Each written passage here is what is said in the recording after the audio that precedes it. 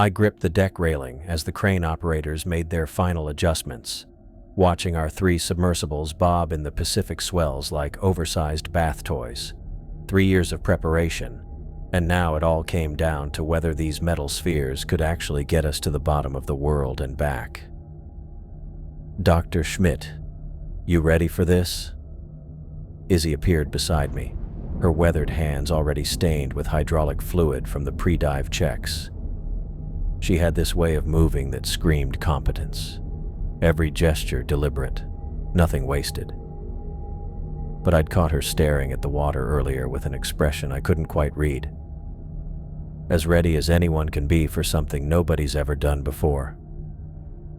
I twisted my wedding ring, a habit I'd never managed to shake even 3 years after the divorce. "How are you feeling about the descent profile?" "Piece of cake." Her grin was quick, practiced. "Though I gotta say, the funding for this mission is pretty incredible. New everything, backup systems for the backup systems. Makes you wonder what they're expecting us to find down there." Before I could respond, Aiden practically bounced over to us, gripping a tablet against his chest. The kid, and at 29, he really was just a kid compared to the rest of us, had been buzzing with nervous energy all week. "Carol, I wanted to double-check the sample collection sequence one more time." He pushed his glasses up his nose. "When we reach the seafloor, do you want us to focus on the geological formations first, or should we prioritize the biological specimens?" I'd already gone over this twice today. "Geological first, then biological. We need to understand the substrate before we start disturbing it." I looked at his face. "You seem more stressed than usual. Everything okay?" "Just excited." His laugh came out too high. "I mean, this is Challenger Deep. Nobody's been down there with this kind of equipment before. The data we're going to collect could change everything." Remy Schneider walked over to our small group, moving with that careful Swiss precision that made him such a skilled pilot. He gave each of us a quick nod, then turned his attention to Aiden. "The navigation systems are set, but I'd like to go over our emergency ascent procedures once more." "We've been over this," Aiden started. "We'll go over it again." Remy's tone brooked no argument. "I've been doing this for 15 years, and the ocean doesn't care about your timeline." I liked Remy. He had this careful approach that reminded me of my father. Measure twice, cut once. But even he seemed more wound up than usual, going over systems again and again that had already passed inspection. "Where's Russell?" I asked, scanning the deck. Our third team member had been scarce all day. "Making another call." Izzy jerked her thumb toward the communications array. "That guy's been on the radio more than mission control." I spotted him near the stern, phone pressed to his ear, speaking in low tones. Russell Bryant was quiet and competent, but there was something about him that felt off, like he was playing a different game than the rest of us. The ship's intercom crackled to life. "All dive teams to stations. We're beginning submersible deployment in 15 minutes. My stomach did a little flip. 3 years of planning, and suddenly 15 minutes felt like no time at all. "This is it," Izzy said, clapping me on the shoulder. "Hope you're not claustrophobic." "Too late to find out now." I tried to match her casual tone, but my voice came out strained. Aiden was already heading toward his submersible, tablet pressed tight against his chest. Remy followed, but not before giving me a look that seemed almost apologetic. Russell finished his call and walked over, slipping his phone into a waterproof case. "Ready to make history?" Something like that. I watched him secure the case in his equipment bag. "Important call?" "Just checking in with the family." His smile didn't reach his eyes. "You know how it is." Except I didn't know how it was, because Russell had never brought up having a family before. In 3 years of mission planning, he'd been a complete blank slate about his personal life. The crane operators started their engines, and the sound cut through the evening air like a warning. I took one last look at the horizon, where the sun was painting the sky in shades of orange and red. Beautiful, but it also meant we'd be going down in complete darkness. "Time to go," Izzy said, already heading toward our submersible. "Try not to think about the 11 kilometers of water we're about to put over our heads." Thanks for that mental image. But I followed her anyway, my boots clanging against the metal deck. The submersible looked smaller than it had during training, much smaller. I climbed through the hatch and settled into my seat, immediately surrounded by screens, gauges, and switches that would keep us alive in the most hostile environment on Earth. Izzy dropped into the pilot's seat and began her pre-dive checklist with practiced efficiency. Communications check, life support green, ballast tanks ready. She looked at me. "You sure you want to do this? Because once we start down, there's no changing your mind." I strapped myself in and turned on my recording equipment. "Let's go see what's down there." The crane lifted us off the deck, and suddenly we were swaying over the dark Pacific. Through the porthole, I could see the other 2 subs getting ready for launch, their lights already bright in the growing darkness. "Surface control, this is Deep One," Izzy spoke into her headset, "ready for deployment." "Deep 2 ready," came Aiden's voice through the comm system, tight with excitement. "Deep 3 ready." Russell's voice was calm, professional. The crane lowered us toward the water, and I felt that well-known moment of change as we went from being an aircraft to becoming a submarine. The ocean closed over our viewport, and the world above vanished. "Beginning descent," Izzy announced. "Next stop, the bottom of the world." I watched the depth gauge start its long climb toward numbers that still seemed unreal. 11,000 meters, deeper than Mount Everest was tall, deeper than anything had a right to be. The last traces of sunlight disappeared above us as we passed the 100-meter mark, and I realized there was no turning back now. Whatever was waiting for us in the deepest place on Earth, we were committed to finding it. I spun my wedding ring as the depth gauge hit 1,000 meters, watching the last weak traces of blue fade above us. The water outside our porthole had turned into that complete black you only find in the deep ocean. The kind of darkness that makes you understand why old sailors thought monsters lived down here. "Deep 2. How's your descent looking?" Izzy's voice crackled through the comm system, steady and professional. "Beautiful," came Aiden's reply, practically vibrating with excitement. "I'm getting readings I've never seen before. The water clarity is incredible at this depth." Remy's voice came through next, more careful this time. "Deep 3 reporting normal descent, but I'm getting some weird sonar readings. Could be thermal layers." Russell's answer was short. "Deep 4 experiencing minor equipment issues. Nothing serious." I looked over at Izzy, who was jotting down notes on her clipboard while watching the controls. Her hands had picked up a small shake that wasn't there on the surface.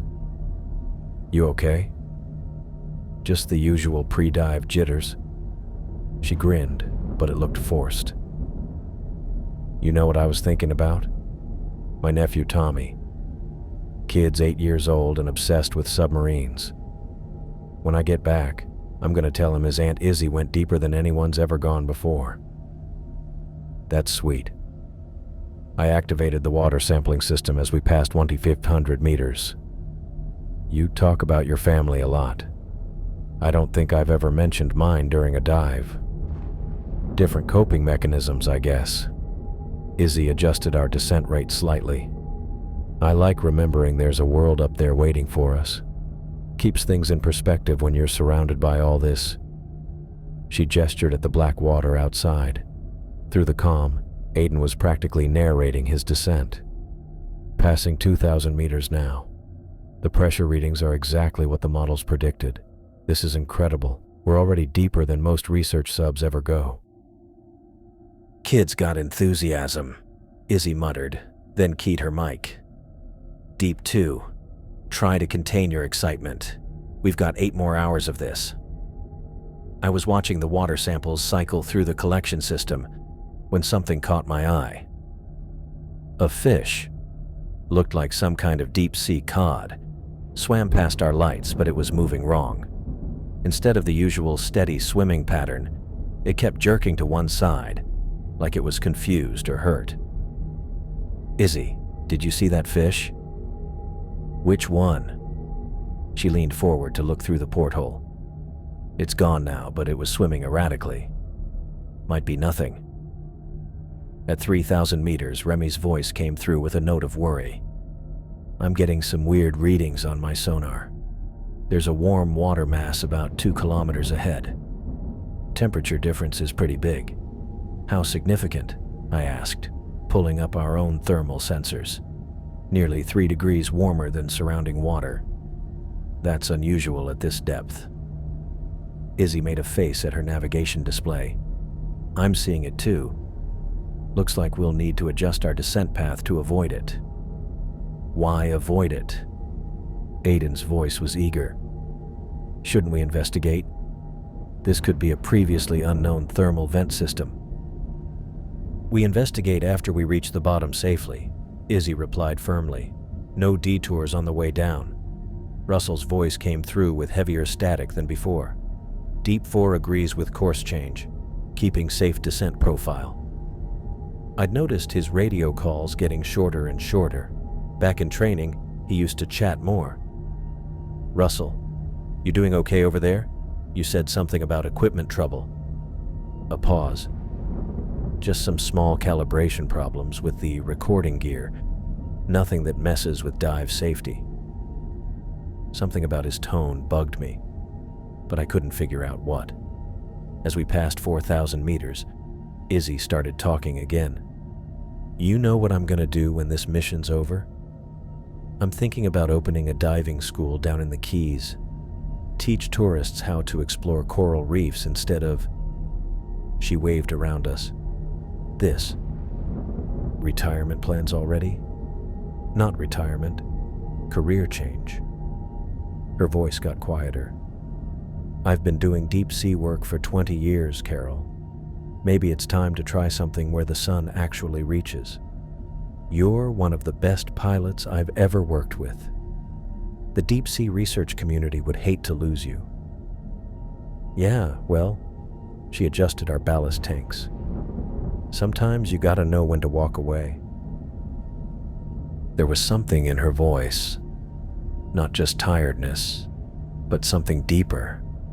Like she was running from something instead of towards something new. At 5,000 meters, I collected another water sample and right away noticed the difference. The marine life was definitely thinning out, which was normal, but the few creatures I could see were acting strangely. A jellyfish drifted past, pulsing in an odd rhythm. A small squid shot by in a panic, inking for no obvious reason. The wildlife's acting weird down here, I said, making notes. Weird how?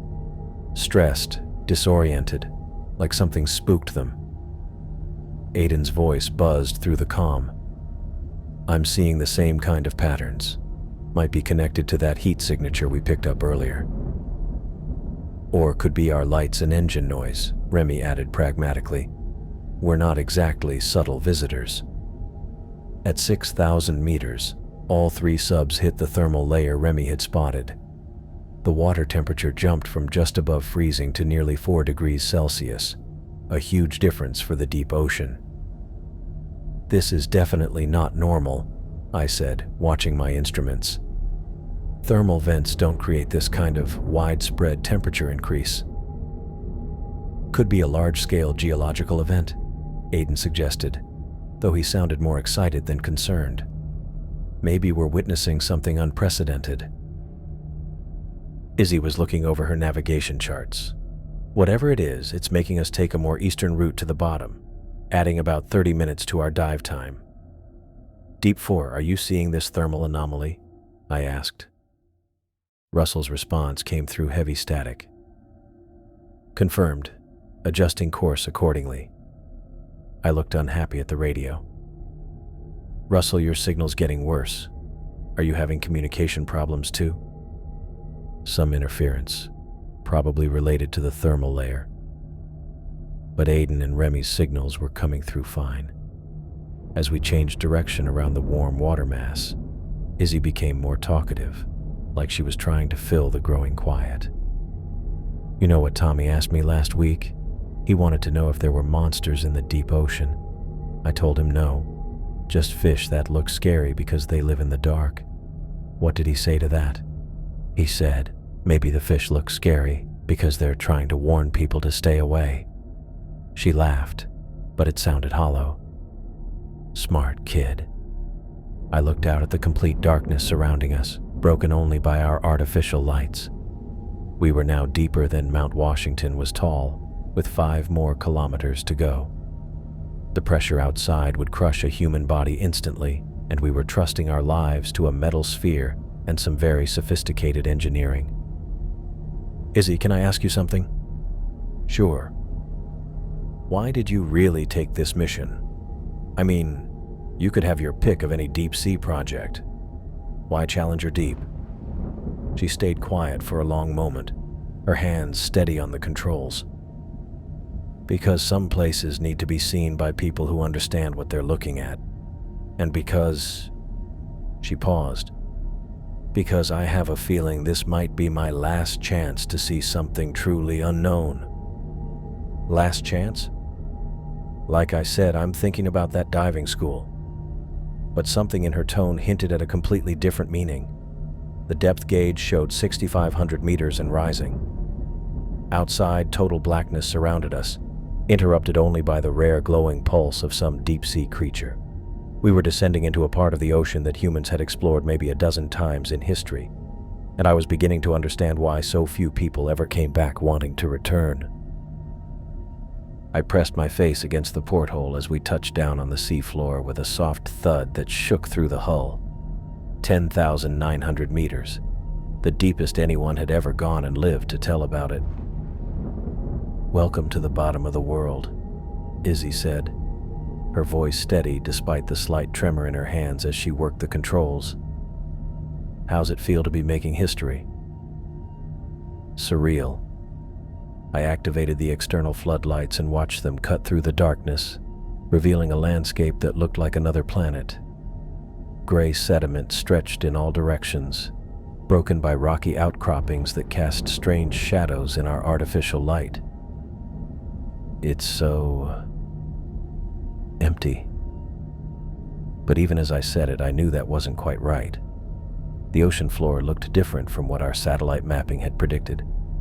Smoother in places, like something had been dragging across it, or building on it. Deep 2 reporting successful touchdown. Aiden's voice crackled through the comm, vibrating with barely contained excitement. Initial geological survey shows standard abyssal plain formations. Beginning sample collection now. Standard formations. Right. Except I could hear something else in his voice. An edge that suggested he was looking for something specific. Something he expected to find. I deployed the collection arms and started gathering sediment samples, watching the mechanical claws scoop up handfuls of old mud that had been sitting here since before humans existed. The samples looked normal enough, but the ground underneath felt wrong somehow. Too consistent. Deep 4 reporting touchdown. Russell's voice finally came through after nearly an hour of radio silence. Beginning exploration of assigned sector. Russell, what are your exact coordinates? I asked, checking my navigation display. We should maintain visual contact when possible. A pause. About 200 meters southeast of where you are. The ground is... tricky. Izzy looked unhappy at her instruments. I'm not picking up Deep 4 on sonar. You sure about those coordinates? Confirmed. Some interference with the positioning system. I caught Izzy's eye. Russell's voice had that same guarded quality he'd used when talking about his family, like he was picking each word with extra care. Deep 3 here. Remy's voice cut through the static. I'm experiencing some navigation system malfunctions, switching to manual controls. Despite his calm tone, I could picture him running through emergency procedures with that methodical precision of his. What kind of malfunctions? Izzy asked. Compass is spinning, GPS is giving impossible readings. Could be magnetic interference from the seafloor composition. I was adjusting the sample collection arm when something caught my eye. A small school of deep-sea fish, looked like some kind of snailfish, was hovering near a rocky outcropping about 50 meters away. But they weren't swimming around randomly like fish usually do. They were bunched together, almost like they were protecting something. Izzy, you see those fish? She leaned forward to look through the porthole. Yeah, strange behavior for this depth. Usually they're more spread out. I turned on the external cameras and zoomed in on the cluster. The fish were clearly agitated, swimming in tight circles around the same spot. It's almost like they're guarding something. Or warning us away from it, Izzy muttered, echoing her nephew's words from earlier. 20 minutes into our seafloor exploration, I'd collected enough samples to keep the lab busy for months, but something was bugging me. The terrain we were seeing didn't match the geological surveys. Too many smooth patches, too many perfectly round rocks. Deep 2, what's your sample analysis showing? I asked. Fascinating stuff, Aiden replied, though his excitement sounded forced now. Sediment composition is exactly what we'd expect for this depth and location. Very standard. Pretty normal. He kept saying that, like he was trying to convince himself as much as us. I was about to answer when Izzy grabbed my arm. Carol, look. She was pointing through the porthole at something ahead of us. At first I thought it was just another rock formation, but then I saw it. A faint glow, barely visible against the black water. Not the harsh white of our floodlights, but something softer. Almost alive. What is that? I don't know. Izzy's voice had dropped to a whisper. But it's definitely not geological. The glow came from what looked like a natural ridge in the seafloor, but as we got closer, I could see it wasn't natural at all.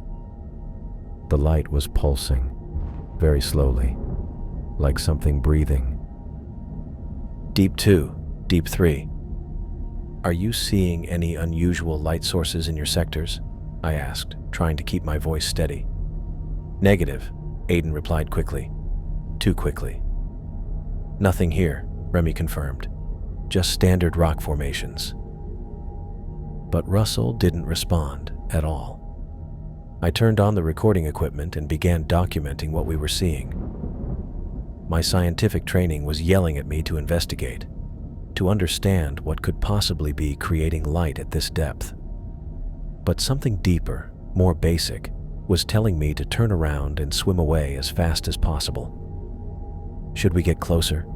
Izzy asked, though her hands were already moving us forward. I watched the faint glow pulse in the darkness ahead of us and felt my understanding of the deep ocean beginning to crack around the edges. Whatever was down here with us, it had been waiting in the dark for a very long time. Yeah, I said, my mouth dry. Let's go see what's making that light. I stared through the porthole as our lights swept across what looked like the most beautiful and unbelievable thing I'd ever seen. The seafloor ahead of us was covered in a massive network of glowing structures, delicate web-like formations that stretched as far as our beams could reach, pulsing with soft blue-green bioluminescence. What the hell is that? Izzy breathed, her hands frozen on the controls. The structures looked almost organic, like some kind of deep-sea coral, but they were too organized, too deliberate. They formed complex patterns that reminded me of neural networks or circuit boards, spreading across hundreds of meters of seafloor in perfect geometric arrangements.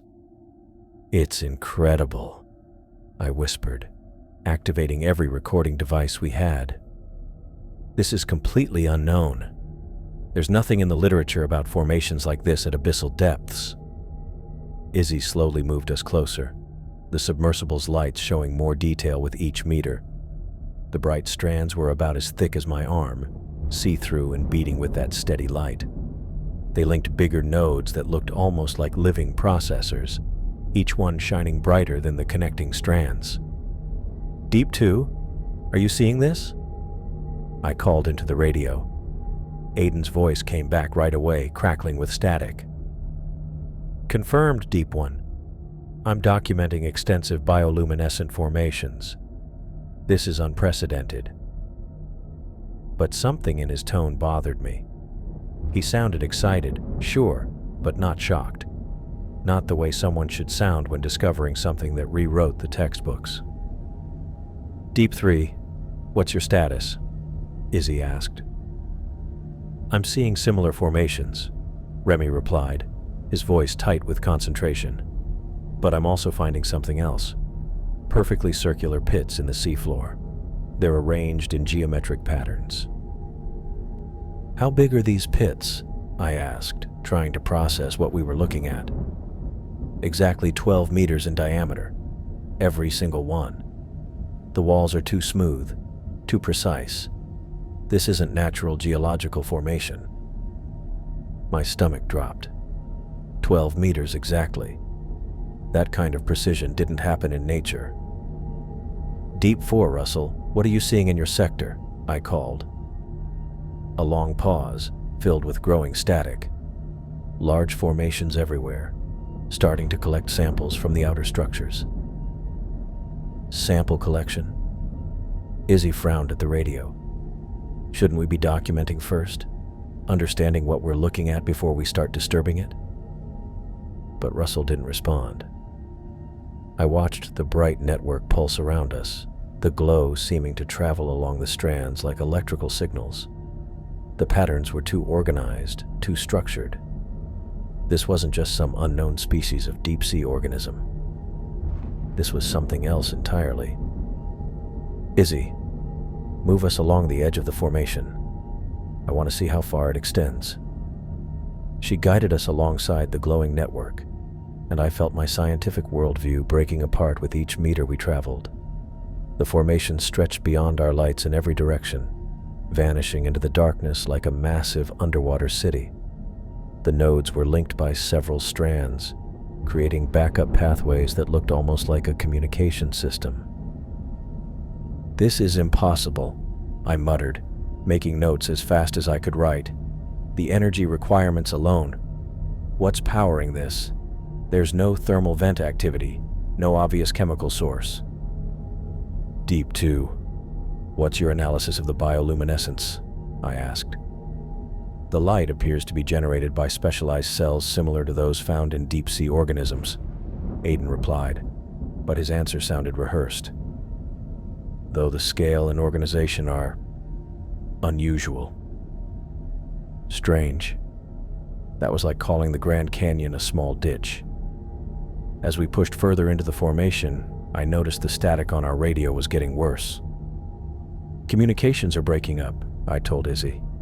"Could be interference from whatever's making this glow. Or maybe it doesn't want us talking to each other," she said quietly. I looked at her sharply. "What do you mean?" "I mean, look at this thing, Carol. Really look at it. This isn't some random biological formation. This is organized, purposeful, and I swear it's reacting to our presence." She was right. As we moved through the network, the pulsing grew stronger around us, the light racing faster along the strands closest to our submersible, like it was following us. "Deep 3, describe these pits you're finding," I said into the radio. Remy's voice crackled through the static. 12 meters across, about 15 meters down. The walls are completely smooth. almost like they've been polished. They're set up in a six-sided pattern, each hole exactly 50 meters from the next one. 50 meters. Six-sided layouts. This was starting to sound less like natural rock formation and more like something built on purpose. Are you seeing anything inside the pits? Negative. They appear empty, but... His voice faded into static. Deep 3. Repeat your last transmission. Nothing but static. I tried Russell again. Deep 4, please respond. Nothing. We're losing contact with the others, I told Izzy, fighting down a growing sense of unease. Maybe that's not an accident, she replied, her voice barely above a whisper.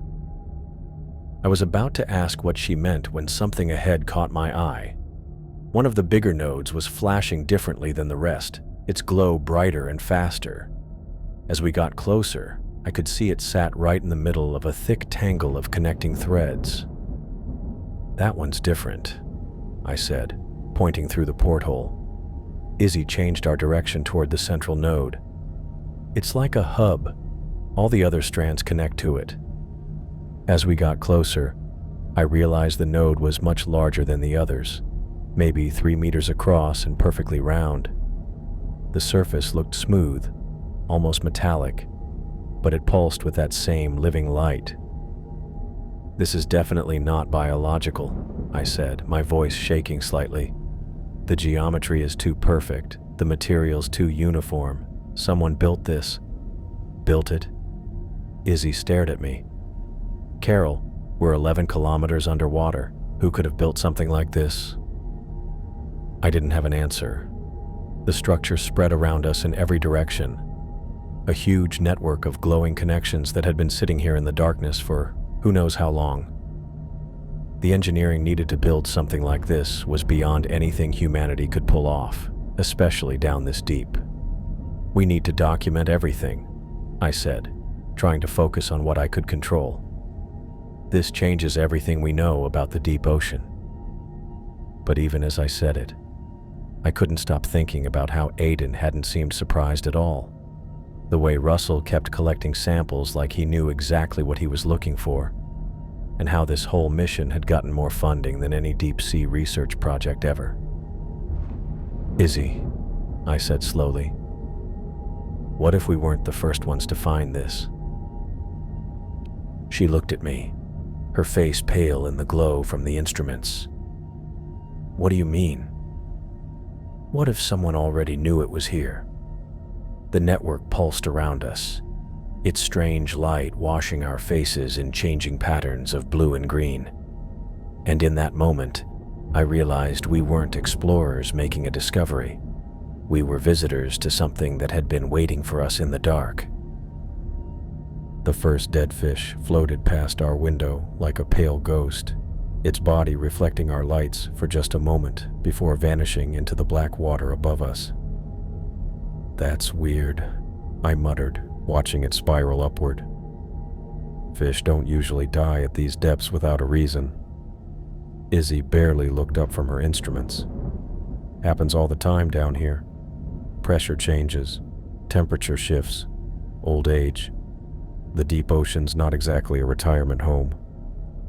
But then another one floated past. Then 3 more. Within minutes, we were surrounded by an underwater blizzard of corpses, dozens of pale fish bodies drifting upward in a twisted snowfall. Okay, that's definitely not normal, Izzy said, her voice tight. Her hands were shaking more now as she worked the controls, trying to navigate around the floating bodies that kept bumping against our hull with soft, hollow thuds. I switched on the external cameras and began recording everything. The fish appeared untouched. No visible injuries, no signs of sickness or attack. They were simply dead, all of them floating up from the same direction, as if something below was forcing them toward the surface. Deep 2. Are you seeing this? I called into the radio. Aiden's voice came back tight, missing that excited edge he'd had earlier. Confirmed, Deep 1. Massive fish die-off in my sector. I'm documenting approximately... Jesus, there's so many of them. What's causing it? I asked, watching another cluster of bodies drift past our lights. Unknown. But Remy, you should move your position about 50 meters northeast. The concentration seems lighter in that area. I stared at the radio with annoyance. How would Aiden know where the concentration was lighter? He was supposed to be focused on his own sector, not directing Remy around like some kind of mission coordinator. Deep 4, what's your status? Izzy asked. Russell's voice came through the static. I'm getting the same readings. We should grab some samples for testing. Specimens? I stared at the radio. Russell, we don't know what killed these fish. Could be toxic, could be infectious. Standard protocol is to avoid contact with dead marine life of unknown origin. The research value outweighs the risk, he replied, his tone matter of fact. We may not get another opportunity to study mortality events at this depth. Research value. Right. Because that's what you think about when you're surrounded by hundreds of dead fish in the deepest part of the ocean, the research opportunities. I'm with Carol on this one, Izzy said, maneuvering around a particularly large cluster of bodies. Something killed all these fish, and I'd rather not find out what by getting too close. But Russell wasn't listening. Through the murky water, I could see lights moving in the distance, probably his submersible, heading directly toward the thickest concentration of floating corpses. I pressed my face against the porthole, trying to get a better look at the fish drifting past. Most of them looked like typical deep-sea species. Snailfish, cusk eels, some kind of amphipods. But as I watched more carefully, I started noticing things that made my stomach turn. Izzy, look at that one. I pointed to a fish floating just outside our viewport. Does that look normal to you? She leaned over to check it out. The fish was about the size of my hand, but something was wrong with it. Extra fins stuck out from its sides, and what looked like more gill slits ran along its stretched-out body. That's not right, she whispered. Another body drifted past, this one with eyes that were way too big, bulging from its skull in a way that didn't match any species I knew. Its body was stretched out, like someone had put it through a taffy machine. These aren't just dead fish, I said, my voice barely steady. These are wrong, deformed. The radio crackled with more static as bodies kept hitting our hull. Deep 3, report your status, I called. Remy's voice came through broken and chopped up. Having engine problems, navigation systems, interference getting worse. What kind of engine problems? Izzy asked, but the only response was white noise. I watched the stream of dead, twisted creatures floating upward around us, all coming from those perfectly round pits Remy had found. Like something down there was pushing them up, driving them away from whatever was hiding in those smooth-walled holes. Russell, you need to back away from the concentration, I said into the radio. These fish show signs of severe genetic abnormalities. Whatever killed them could be affecting living tissue at the cellular level. Negative, Russell replied, his voice calm despite the static. Sample collection is priority. Mission parameters require biological specimens from any anomalous events. Mission parameters. He was talking like this was all part of some predetermined plan, like dead fish raining down around us was just another item on his checklist. Since when do mission parameters override basic safety protocols? I demanded. But Russell didn't answer. The static was getting worse, and through the murky water filled with floating corpses, I could see his lights moving deeper into the field of death, collecting samples of creatures that shouldn't exist. Izzy's hands were shaking badly now as she fought to keep us stable. Carol, I don't like this. The interference, the dead fish, the way everyone's acting. Something's really wrong here.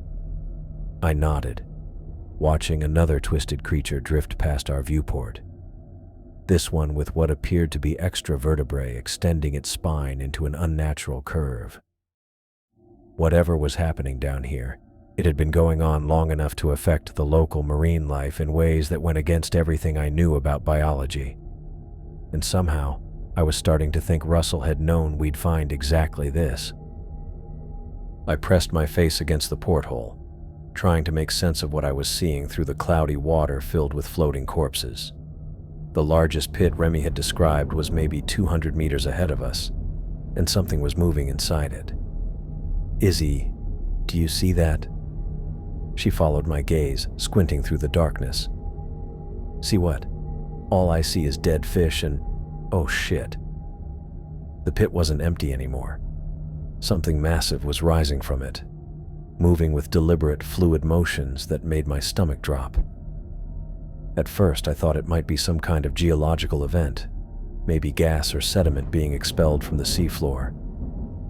But then I saw the tentacles. They emerged slowly, each one thicker than our entire submersible, covered in patches of bioluminescent tissue that pulsed with the same rhythm as the glowing network.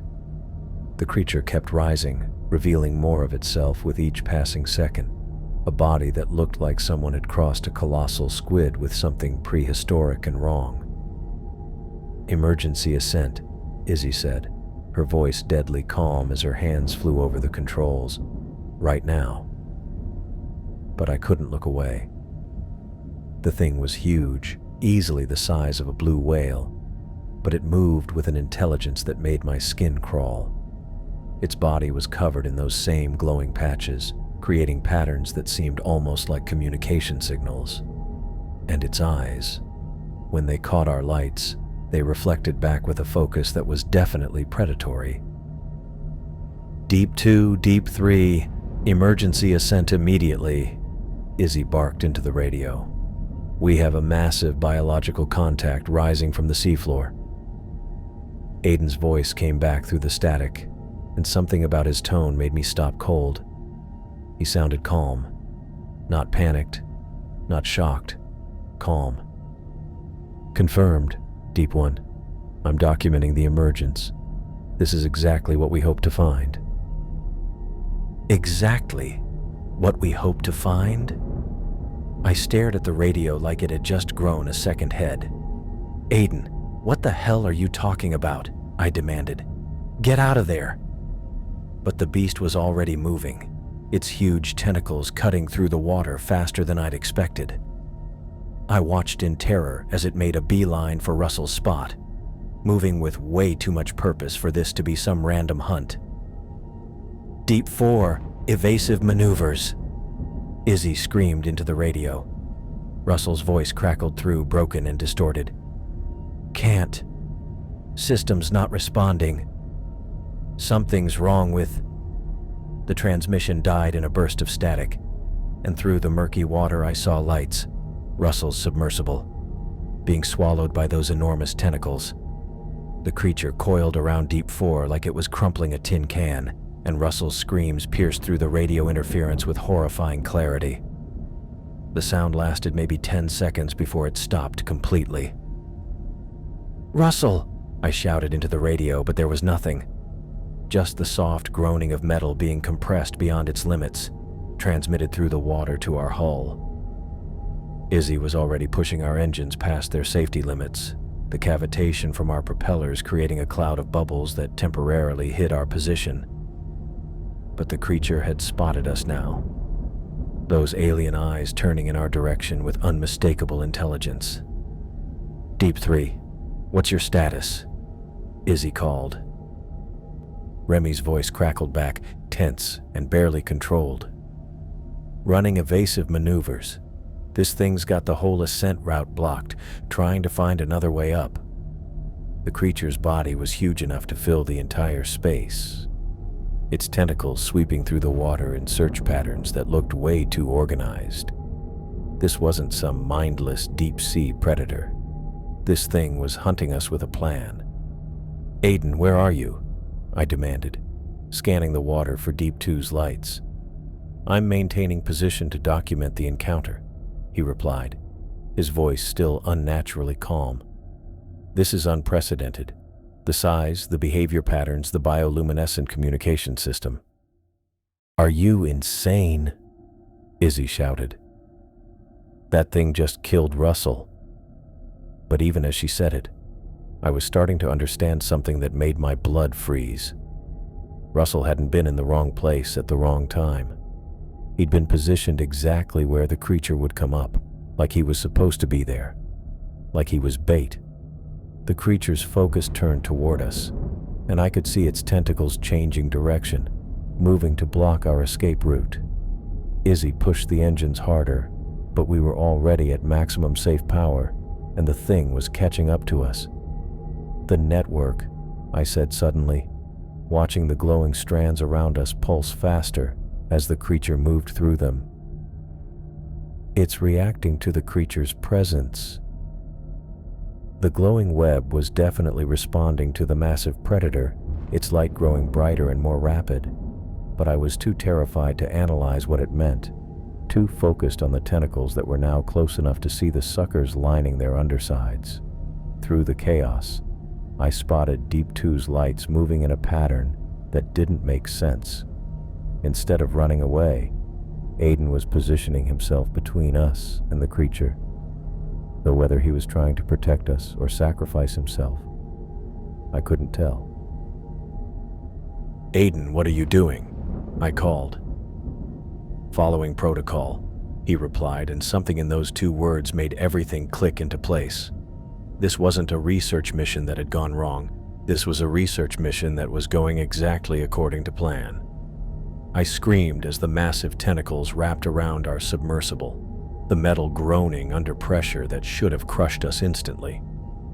But instead of the death I expected, the entire seafloor erupted in light. The glowing network blazed with brightness that hurt to look at, every strand and node pulsing in perfect sync. What I'd thought was some kind of communication system suddenly showed its true purpose as the web-like structures began tightening around the creature with mechanical precision. "What the hell?" Izzy started, but her words were cut off by a sound I'll never forget. The creature's roar of pain vibrated through the water and into our hull, a noise so deep and alien it made my bones ache. The bioluminescent strands weren't just glowing anymore. They were cutting, slicing through the creature's flesh like molecular wires, leaving trails of dark blood that clouded the water around us. The thing that had seemed so powerful moments before was now thrashing desperately against bonds it couldn't break. "It's a trap," I whispered, watching the network tighten around the beast. "The whole thing is a containment system." Izzy wrestled with the controls, working to break us free from the creature's loosening hold as it thrashed in pain. Our hull ground against its tentacles, but the beast was too busy trying to survive to keep its grip on us. "Deep 2. What's your status?" Izzy shouted into the radio. Aiden's voice came back clear and calm, completely wrong for someone watching a creature being torn apart piece by piece. "I'm documenting the interaction. This is exactly what the models predicted." I stared at the radio. "Models? What models?" "The containment protocols are functioning perfectly," Aiden continued, his tone clinical. "Network response time was approximately 47 seconds from initial breach detection. Restraint efficiency is optimal." "You knew," I said, the words coming out flat and cold. "You knew this would happen." Through the murky, blood-filled water, I could see lights approaching. Deep 3, with Remy coming to extract Aiden like this was all part of some predetermined plan.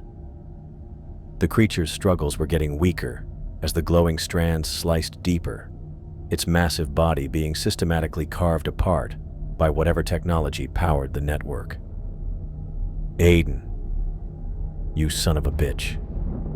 You knew about the creature and the network," I said into the radio. "I was sent to document their interaction," he replied matter-of-factly. Previous encounters suggested the containment system remained functional, But we needed confirmation. Previous encounters. Russell positioned exactly where the creature would emerge. The mission's crazy funding.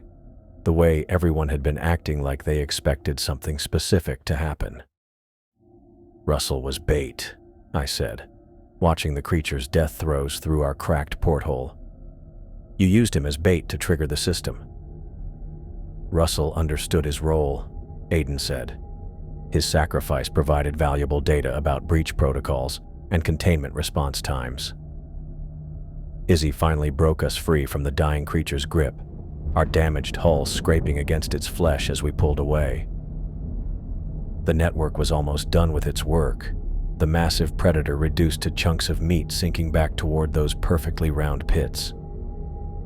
Emergency ascent, Izzy announced, her voice shaking as she pushed our failing engines past their limits.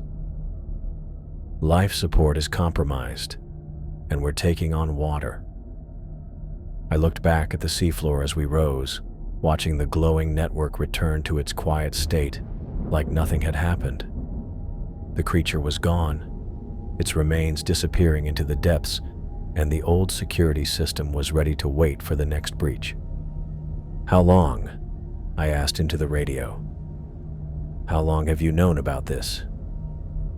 The network has been active for approximately 60 years, Aiden replied, still recording as Remy's submersible moved to escort him to safety. We've been studying it through controlled encounters since the first accidental discovery.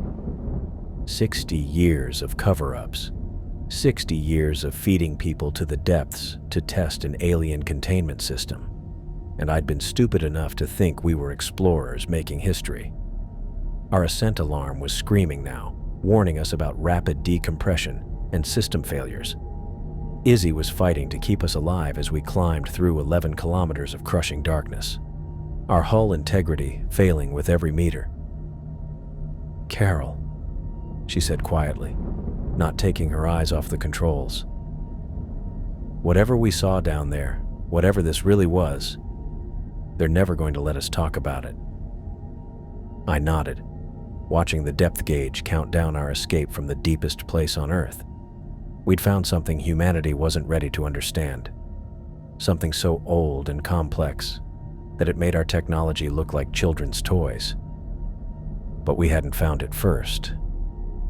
We'd just been the latest test subjects in someone else's long experiment with forces beyond our understanding. The black water pushed against our failing submersible as we climbed toward a surface that suddenly felt very far away. The first thing I felt when we broke the surface was 11 kilometers of water finally lifting off my chest. The emergency floodlights hit our cracked porthole like a slap, and I actually started crying from relief. We made it, Izzy whispered, though her hands were still shaking on the controls. Jesus Christ, we actually made it. Our hull groaned like it might split apart any second, and the life support system kept making these awful grinding noises that meant we were breathing recycled poison. But we were alive, floating under real stars instead of that alien glow from the network. The rescue divers were already in the water before we'd fully stopped moving, their lights cutting through the darkness as they swam toward our failing submersible. I could hear voices over the radio, surface control coordinating the extraction, medical teams preparing for casualties, someone barking orders about containment protocols. That last part made my stomach drop. Containment protocols, like they'd been expecting this. Can you move? Izzy asked, trying to unbuckle her harness with fingers that wouldn't stop trembling. I nodded, though everything hurt. My head was pounding from the decompression, and there was this metallic taste in my mouth that meant we'd been breathing toxic fumes for hours. But I was functional enough to climb out of this metal coffin. The rescue divers attached cables to our hull and started hauling us onto the research vessel. Through the porthole, I could see the ship's deck swarming with people, medical teams, technicians, and way too many guys in suits for a scientific mission. Deep 2 surfacing now, came Aiden's voice over the radio, calm as if he'd just finished a routine training dive. 20 minutes. They'd come up 20 minutes after us, which meant they'd taken their time down there. probably collecting more of their precious data while Izzy and I fought to keep our dying submersible from becoming our tomb. The crane lifted us out of the water, and I got my first look at the research vessel's deck. It was chaos, but organized chaos, like they'd done this before. Medical personnel swarmed our submersible the moment it touched down. The hatch opened with a hiss of escaping air that smelled like metal and fear, and suddenly there were hands pulling me out, voices asking questions I couldn't process, bright lights that made my head throb even more. I hit the deck, and my legs just gave out. 1 second I was standing. The next I was on my knees with someone wrapping a blanket around my shoulders and checking my pulse. "Ma'am, can you tell me your name?" A medic was shining a light in my eyes, checking for signs of decompression sickness. "Carol Schmidt," I managed. "Dr. Carol Schmidt. Any pain? Difficulty breathing? Nausea?" All of the above, but I was more focused on watching Aiden's sub getting pulled from the water. Deep 2 looked almost perfect compared to our wreck, its hull undamaged and systems apparently working fine. Like he'd known exactly how to avoid the worst of whatever had hit us. They pulled Aiden out first, and he was walking. Actually walking, steady on his feet, talking calmly to the medical team like he'd just gotten back from a nice afternoon dive. No decompression sickness, no toxic exposure, no trauma from watching Russell get ripped apart by something that shouldn't exist. "The other pilot," I said to the medic. "Izzy Curtis, is she?" "She's alive," he assured me, helping me to my feet. "Severe decompression sickness, possible toxic exposure, but stable. We're taking you both to the infirmary." They loaded me onto a stretcher, even though I insisted I could walk. As they wheeled me across the deck, I caught fragments of radio chatter that made my stomach drop. Containment protocols are in effect. Classified material recovery team is standing by. No unauthorized personnel near the survivors. Containment protocols. They'd been planning for this before we even went down. The infirmary was a clean white room that smelled like disinfectant and fear. They put me on a bed next to Izzy, who was out cold and hooked up to an oxygen mask. Her face was gray, and there were dark circles under her eyes that hadn't been there 6 hours ago. She kept us alive, I told the nurse who was checking my IV. "Whatever else happens, remember that. Izzy Curtis kept us alive when everything went to hell." The nurse nodded politely, but I could tell she thought I was babbling from decompression sickness, which was probably what they wanted her to think. Aiden walked into the infirmary under his own power, looking like he'd spent the day at a spa instead of 11 kilometers underwater watching people die. He saw me staring and had the decency to look uncomfortable. "Carol," he said, approaching my bed. "I'm glad you made it up safely." "Are you?" I asked. "Because you seemed pretty calm about the whole thing, almost like you knew what was going to happen." He looked around the infirmary, checking who could hear us. "The decompression can mess with your head, cause memory issues. It's normal to feel confused after what we've been through." Memory issues.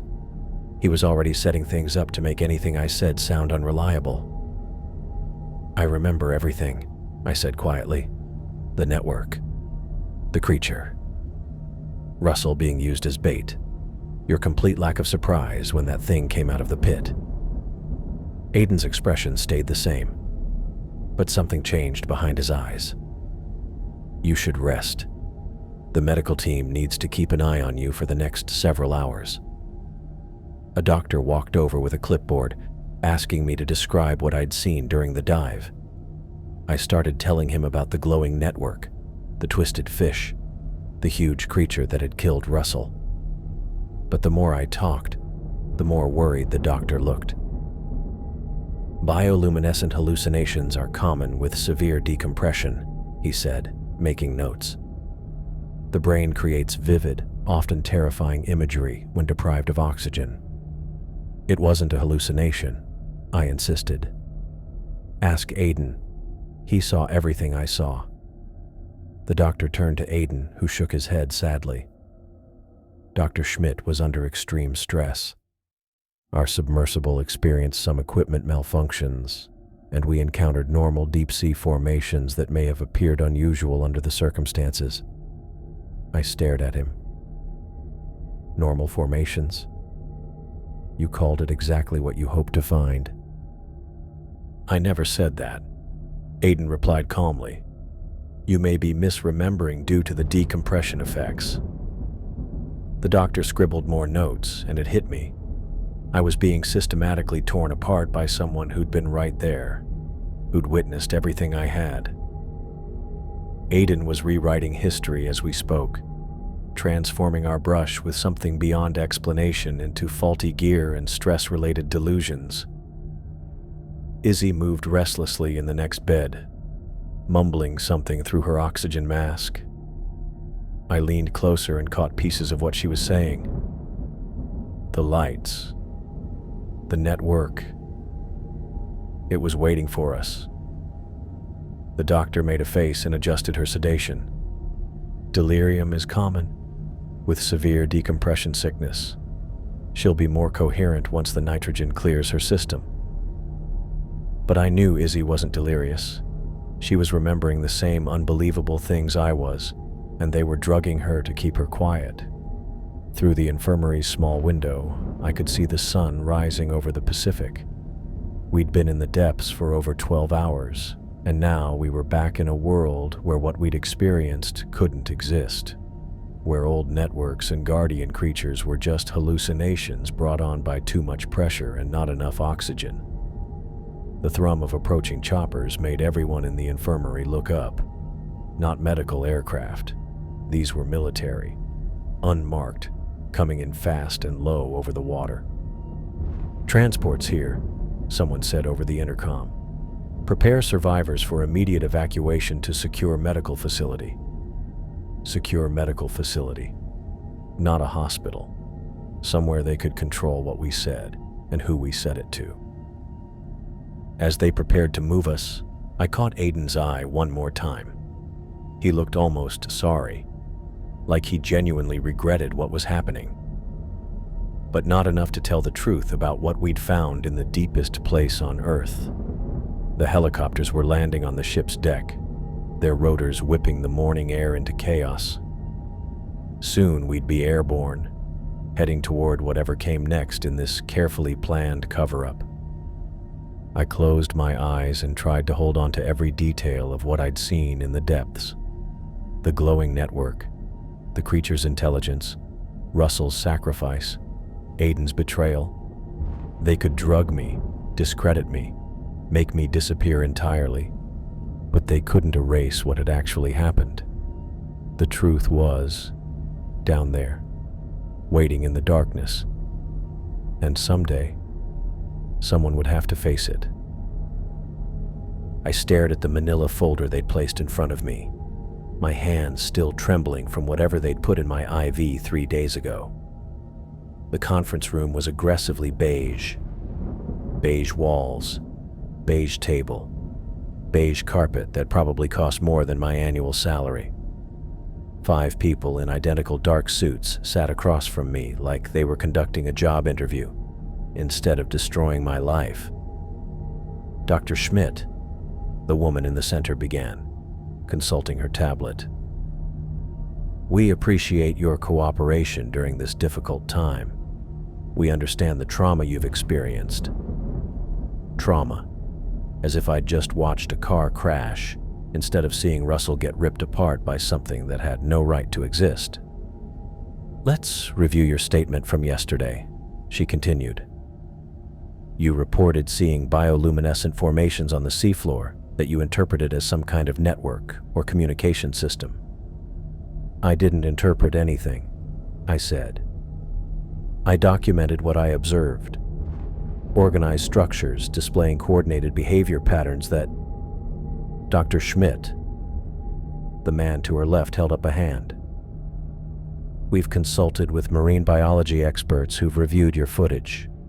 What you observed were standard chemosynthetic bacterial mats, common at hydrothermal vent sites. The apparent organization was an optical illusion caused by equipment malfunction and extreme stress. I laughed, which probably wasn't the reaction they wanted. Bacterial mats don't slice creatures apart with molecular precision. The 5 suits looked at each other. The woman jotted something down on her tablet. You also reported encountering a large cephalopod that you described as attacking your team member's submersible, she said. However, our analysis indicates Mr. Bryant's vessel suffered catastrophic hull failure due to manufacturing defects in the pressure housing. Manufacturing defects. I leaned back in my chair. That's what you're calling it. The wreckage has been thoroughly examined by independent engineers, the man said. There's no evidence of external damage consistent with biological attack. Of course there wasn't. They'd had 3 days to clean up whatever evidence might have contradicted their story. 3 days while I was out cold in their medical facility, breathing air that tasted like metal and forgetting things I knew I should remember. What about Izzy's testimony? I asked. She saw everything I saw. Another look passed between them. The woman checked her tablet again. Ms. Curtis has been debriefed separately. Her account differs significantly from yours, Dr. Schmidt.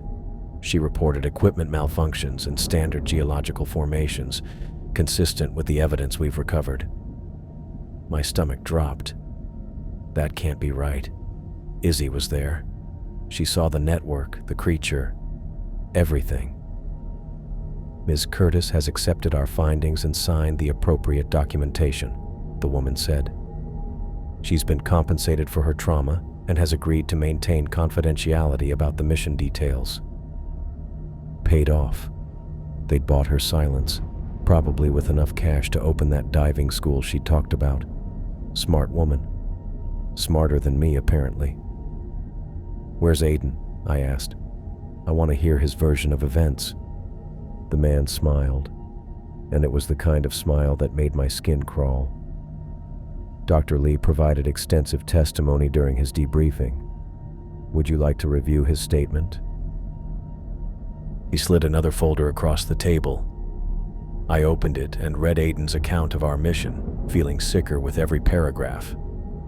According to him, we'd encountered normal abyssal plain formations, collected standard sediment samples, and experienced minor equipment issues that required early ascent. Russell's death was a tragic accident caused by submersible failure. The strange marine life behavior was attributed to our lights and engine noise disturbing the ecosystem. No mention of the glowing network, no creature, no systematic dismemberment of something that had lived in the depths for God knows how long. Just a routine research mission that ended in mechanical failure and one unfortunate casualty.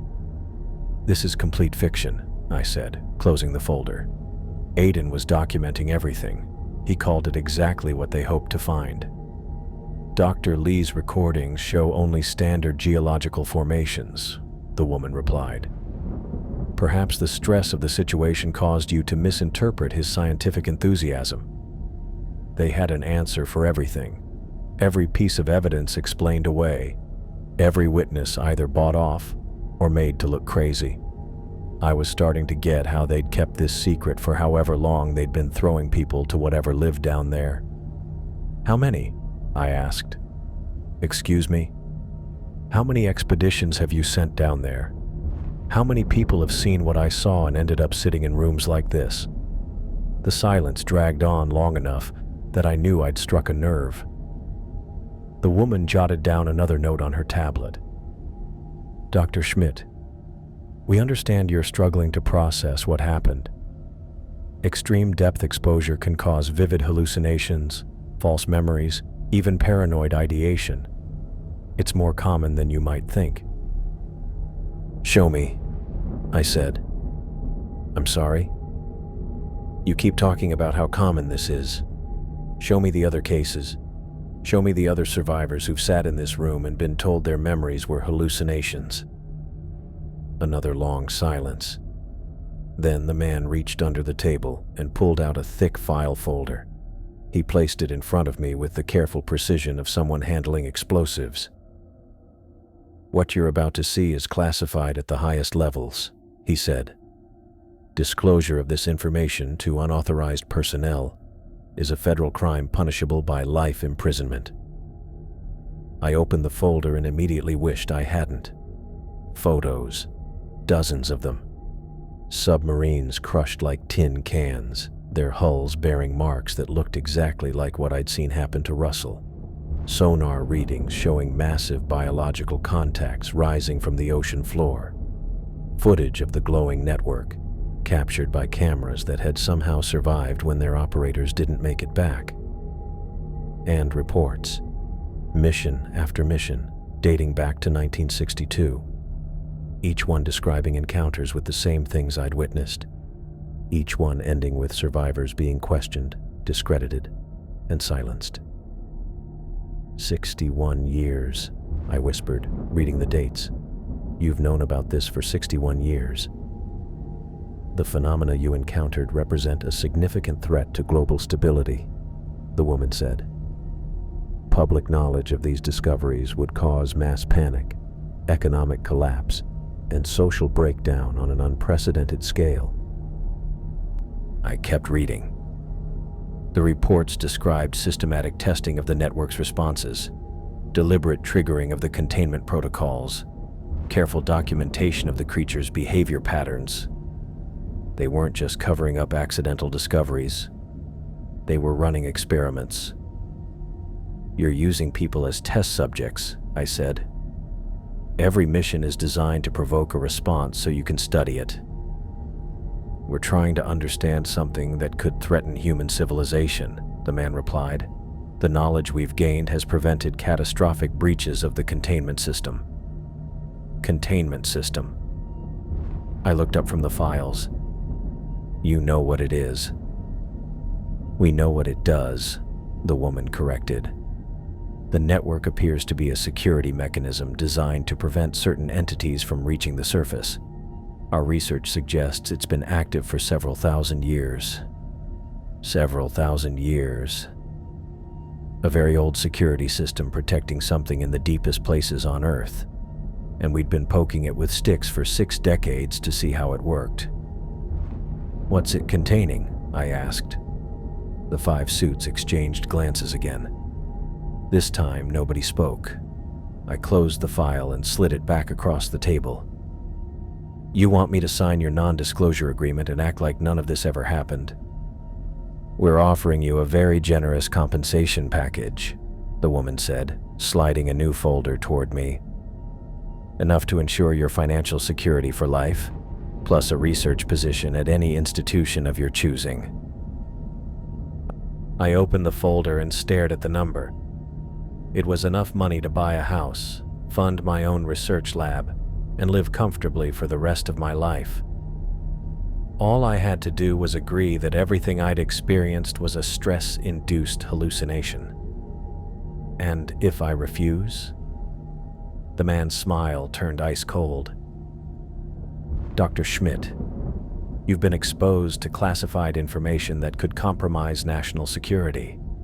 We have legal authority to detain you indefinitely if we determine you pose a threat to public safety." Legal authority. They could make me disappear into some black site facility and nobody would ever know what happened to me. Just another researcher who had a breakdown after a traumatic deep-sea accident. I thought about Izzy, probably already on her way to Florida with enough money to start over. Smart woman. She'd seen which way things were going and made the practical choice. I thought about Russell, who'd known exactly what was going to happen to him and went down anyway. Maybe he'd been promised something, or maybe they'd threatened someone he cared about. Either way, he'd died to feed data to people who saw human lives as acceptable losses in their research. I thought about Aiden, who'd betrayed everything I thought science stood for, who'd looked me in the eye and lied about what we'd witnessed together. And I thought about the thing in the depths, very old and patient and utterly alien, waiting in the darkness for the next group of researchers to trigger its protocols. I grabbed the pen and put my name on the non-disclosure agreement. "Excellent choice, Dr. Schmidt," the woman said, collecting the documents. "You'll find the compensation has already been transferred to your account. Your new research position will be confirmed within the week."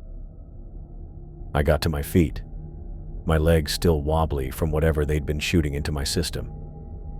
One question. Of course. The network, the creatures, whatever's down there, is it getting stronger? More active? The woman's expression didn't change, but something flashed behind her eyes. "That's classified information, Dr. Schmidt. I'm sure you understand." I understood perfectly. They were terrified. Whatever they'd been studying for 60 years was changing, evolving, maybe getting ready for something they couldn't control. And they were running out of time to figure out how to stop it. I walked out of that beige conference room knowing I was now part of the conspiracy. Another witness they'd bought off to something that could reshape human understanding of our planet's history.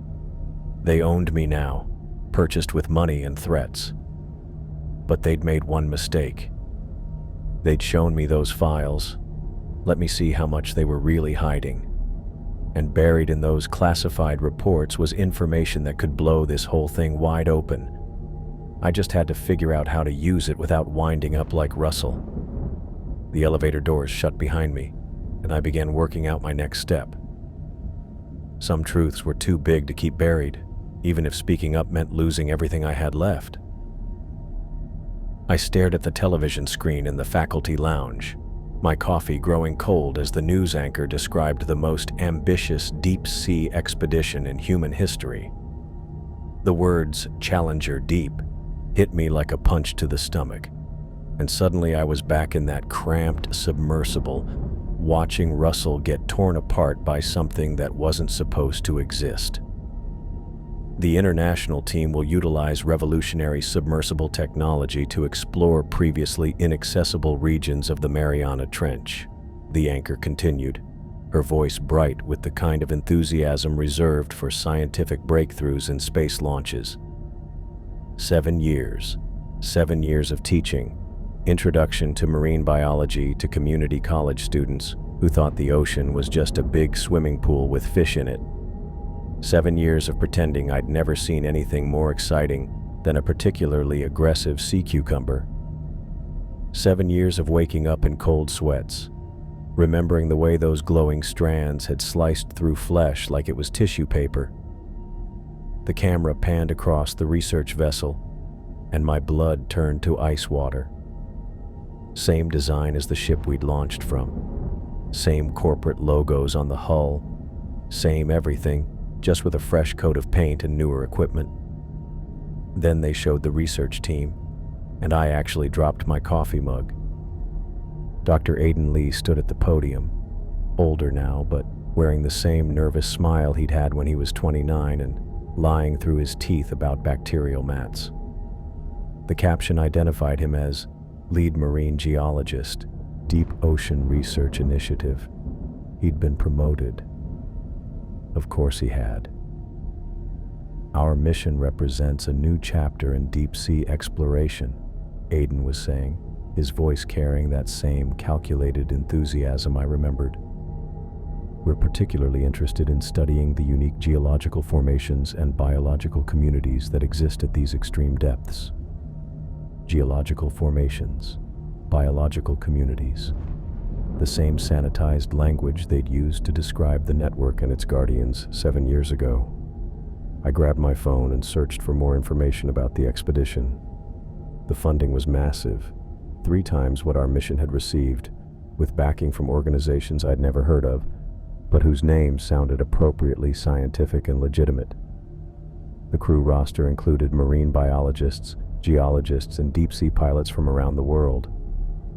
All young, all eager, all completely unaware they were being fed to something that had been waiting in the darkness for millennia. My hands were shaking as I scrolled through the mission details.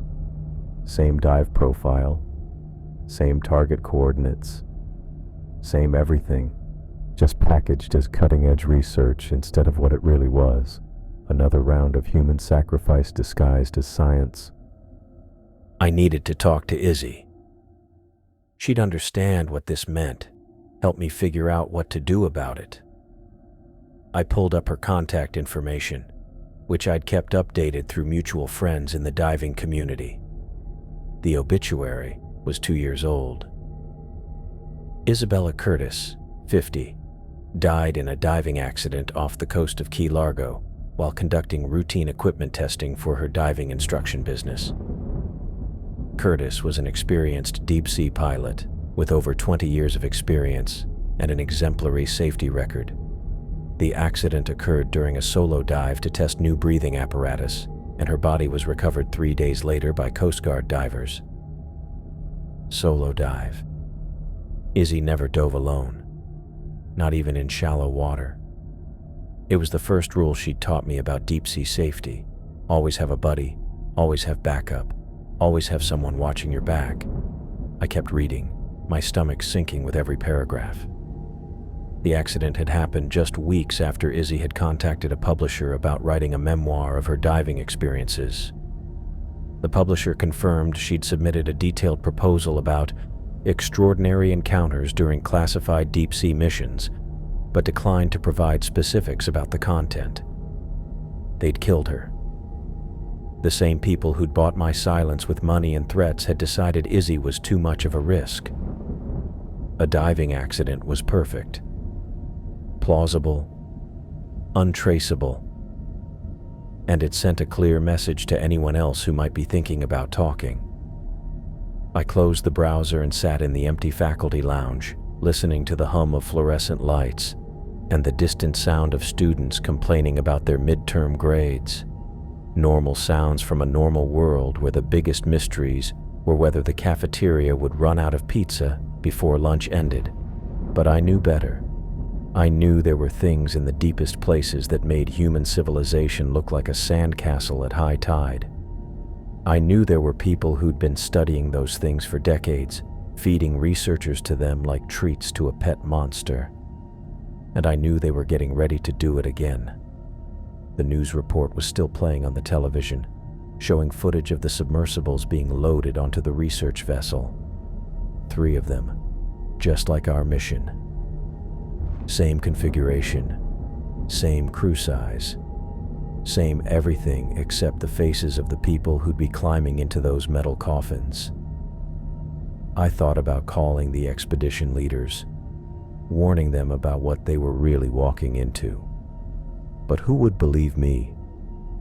A community college instructor claiming that deep-sea monsters were real and the government was covering it up. They'd think I was having a breakdown, maybe recommend some therapy and a nice long vacation. Besides, the people running this expedition already knew what was down there. This wasn't an accident or a coincidence. This was the next phase of whatever they'd been doing for 60 years, and the researchers were just the latest batch of test subjects.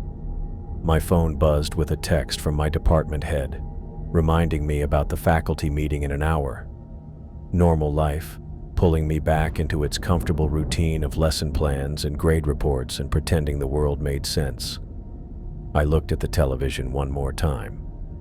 The expedition was scheduled to launch in 3 weeks. 3 weeks for those eager young researchers to finish their preparations, say goodbye to their families, and climb into submersibles that would carry them to the bottom of the world. Some of them might even make it back. I turned off the television and gathered my things. I had a decision to make, and not much time to make it. I could keep my head down, teach my classes, and let another group of scientists disappear into the depths. Or I could try to do something about it, knowing that speaking up would probably get me killed. Izzy had tried to tell the truth, and look what happened to her. But maybe she'd been too direct, too obvious about what she was doing. Maybe there was a smarter way to get the information out there without painting a target on my back. I walked back to my office, past students who had no idea their professor was contemplating whether to expose a conspiracy that had been running since before they were born. The hallway smelled like industrial cleaner and teenage anxiety. Normal smells from a normal place. But normal was a lie.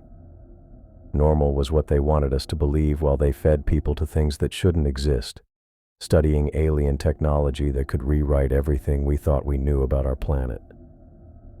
I sat down at my desk and opened my laptop. If I was going to do this, I needed to be smart about it. I needed evidence, documentation, something more substantial than the word of a community college instructor who'd signed a non-disclosure agreement 7 years ago. The expedition would launch in 3 weeks. That gave me time to figure out how to stop it, or at least warn people about what they were really walking into.